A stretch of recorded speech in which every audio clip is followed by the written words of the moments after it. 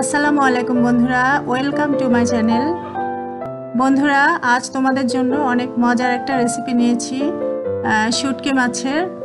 এটা সম্পূর্ণ নতুন ধরনের একটা রেসিপি। তোমরা দেখতে পাচ্ছ কালারটা কত সুন্দর হয়েছে এবং খুব মজা হয়েছে কিন্তু এটা। চলো দেখা যাক এটা আমরা কি করে রান্না করব। এখানে আমি মাছের মতো করে শুটকি কেটে নিয়েছি এবং নর্মাল পানিতে এগুলো খুব ভালো করে ধুয়ে নেব।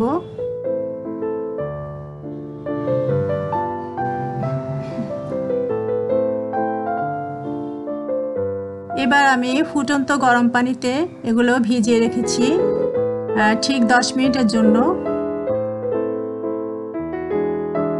একটু নেড়েচেড়ে দিচ্ছি, নেড়েচেড়ে একটু ঢেকে রাখবো, পানিটা যেন তাড়াতাড়ি ঠান্ডা হয়ে না যায়। আর ঠিক 10 মিনিট ভিজিয়ে রাখবো, এর বেশি রাখলে কিন্তু শুটকির গন্ধটাই থাকবে না।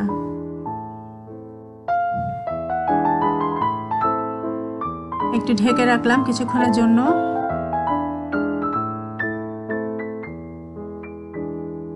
একটু নেড়েচেড়ে দিচ্ছি আর এটা কিন্তু রান্নার জন্য রেডি হয়ে গেছে। তোমরা দেখতে পাচ্ছ একটু কিন্তু ফুলে উঠেছে, তবে আমি এর বেশি সময় রাখলাম না।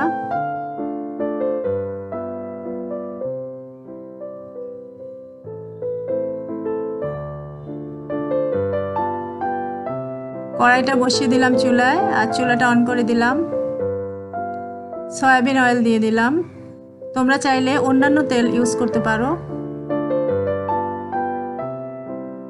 এবার পেঁয়াজ দিলাম আর কাঁচামরিচ দিব। মরিচটা কিন্তু তোমাদের পছন্দ মতোই দিও, একটু কম বা বেশি যেমন ভালো লাগে।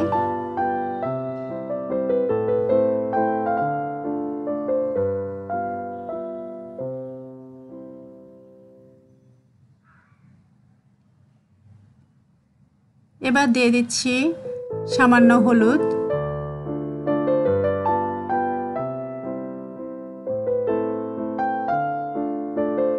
আর ধনে আর জিরা গুঁড়ো দিয়ে দিলাম।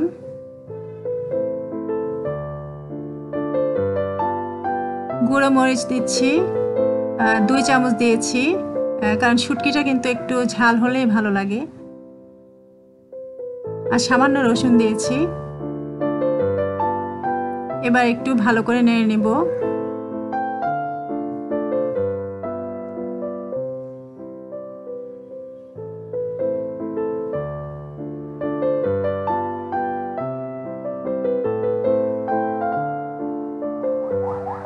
লবণ দিয়ে দিলাম 1 চামচ।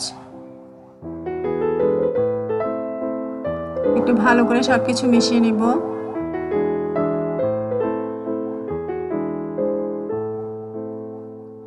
সামান্য পানি দিয়ে দিলাম, মশলাগুলো এতে ভালো করে মিশিয়ে নিচ্ছি।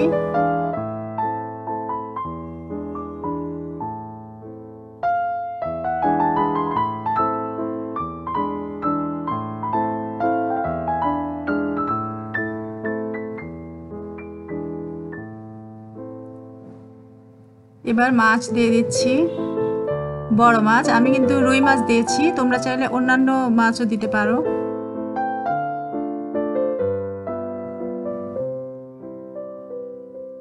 এবার ভেজানো শুটকিগুলো দিয়ে দিব।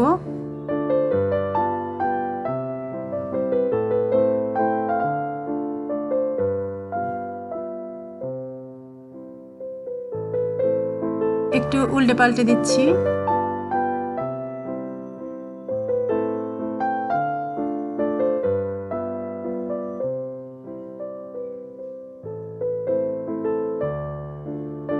শুটকিগুলো এবার ঢেলে দিচ্ছি।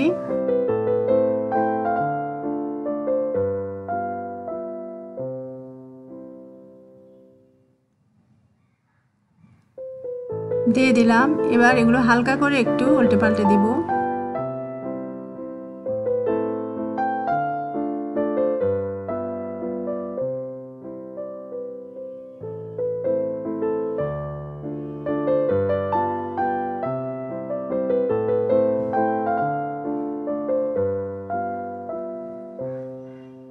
এবার এখানে অল্প সবজি দিয়ে দিব। আলু এবং বেগুন।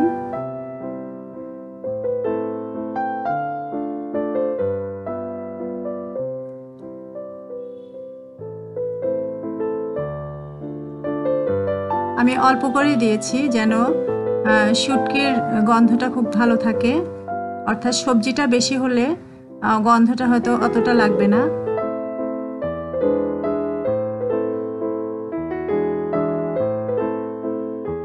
সবকিছু একটু নেড়েচেড়ে হালকা 5 মিনিটের জন্য কষিয়ে নেব।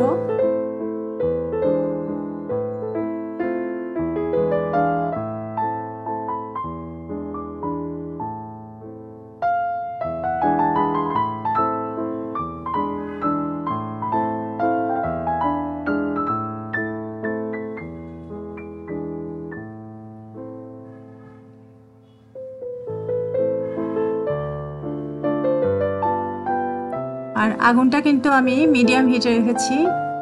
একটু ঢাকনা দিয়ে দিলাম।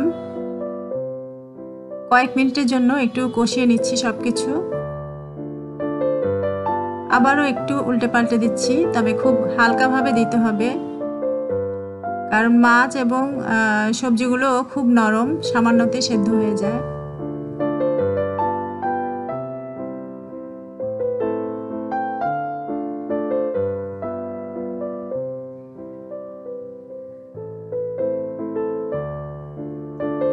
আবারও একটু ঢেকে দিলাম।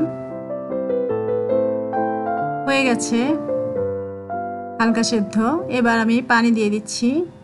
পানিটা এমনভাবে দিতে হবে যেন সবগুলো তরকারি ডুবে থাকে। আর আগুনটা কিন্তু মিডিয়াম হিটে রেখেছি।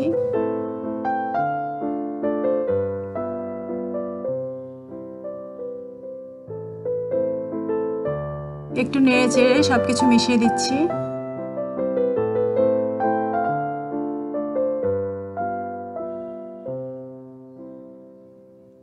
আরও একটু পানি দিয়ে দিচ্ছি।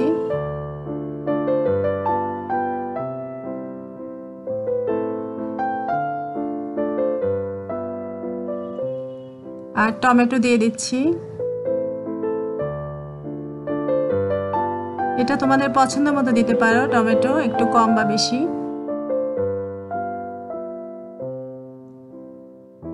15 মিনিটের জন্য আমি এটা রান্না করব।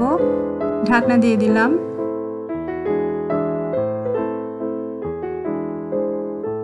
প্রায় সেদ্ধ হয়ে গেছে।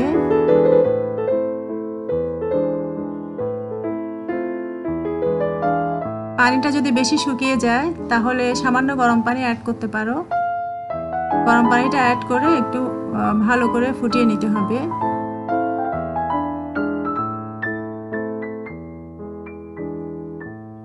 আর রান্না শেষ করে লবণটা কিন্তু একটু দেখতে হবে, যদি লবণ কম হয় আর একটু সামান্য লবণ দিয়ে দিতে হবে। হয়ে গেছে রান্না। আমি একটু সামান্য ধনেপাতা দিয়ে দিচ্ছি।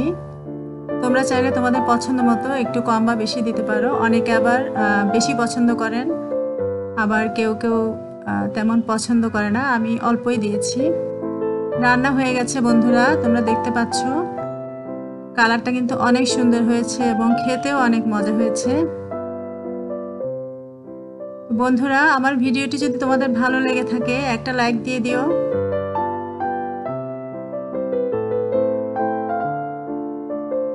আমি বাটিতে বেড়ে নিচ্ছি সবগুলো, খুব সাবধানে যেন ভেঙে না যায়। আমার পরবর্তী ভিডিওগুলো দেখতে আমার চ্যানেলটিকে সাবস্ক্রাইব করে দিও।